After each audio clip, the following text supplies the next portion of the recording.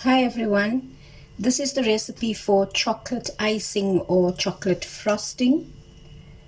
Start off with 2 tablespoons of margarine.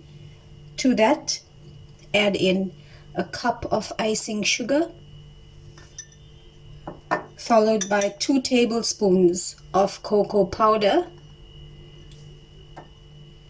as well as 2 tablespoons of hot water.